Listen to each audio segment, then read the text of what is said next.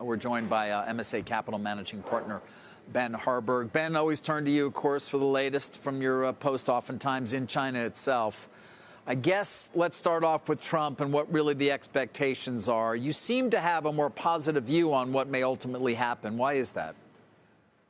Well, our expectation was that the markets would dip post confirmation of a Trump victory, and that's just given the expectation that there will be a really hard line coming out the gate with regard to tariff figures. But overall, I think that there is a silver lining here, which is Trump is going to be a lot more transactional, a lot more pragmatic, and a lot more realistic with China in the long run as he seeks to probably levy another deal like last time around, all kinds of issues from trade imbalances to IP theft and reshoring. And I think that will ultimately lead to a more stabilized relationship economically and politically with China than we've experienced over the last 4 years under Biden.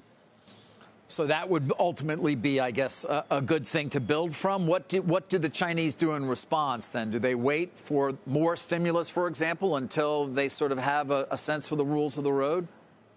Yeah, the consensus seems to be that the Chinese held back a little bit on going overboard in this NPC meeting that just wrapped up to enable themselves to have the tools to cushion what, again, should be some pretty harsh lines set by Trump's team out the gate. And so I do think that there's plenty of weapons still left in the Chinese arsenal. And they're going to see how hard a line is drawn and how quickly some kind of a deal is tabled that they can react to. And our expectation is that Chinese will be much more transactional themselves this time. When Trump was in power in 2016, the Chinese were really at the apex of their rise. They were seeing record levels of inbound inflows of investment. They were announcing the Belt and Road, China 2025. So it was kind of a moment of profound hubris, I'd say, for them. This time around, I think they find themselves in a very different economic and geopolitical picture, and I think they'll be much more willing to deal with Trump.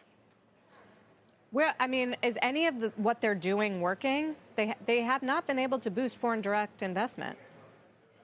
It's certainly really challenging to rebuild that trust. And our view was that for years, it was going to take years after, some of these unexpected, be it regulatory interventions or other kind of overall performance drops in the market to get investors to come in. That said, obviously, over the last couple weeks and month, we saw how high appetite is from global investors to re-enter the Chinese markets if they can see stable returns, and even a lot of that capital that was flowing, say, into Japan or India, returning, knowing that China remains indefinitely the world's second largest market. And so I don't think it's impossible to lure back those investors, but it was just a bad trade when the S&P is surging and China is still facing regulatory and other kind of uncertainties.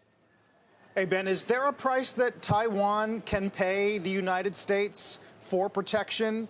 Or do you think Trump is willing to cut a deal in which China does militarize South China Sea and then later sort of just, bear hug Taiwan at its leisure? I wouldn't want to speak for the president with regard to his views on Taiwan. I think he has made some statements on that.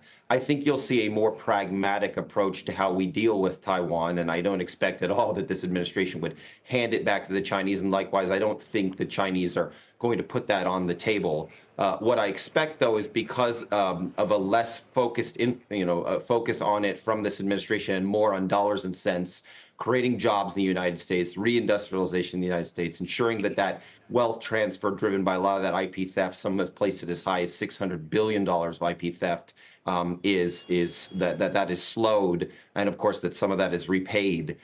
If they're able to achieve that, I think that's a massive win, and that's really where I think the focus will be. And so that means that you'll just hear less day-to-day information around a potential hot war between the U.S. and China over Taiwan.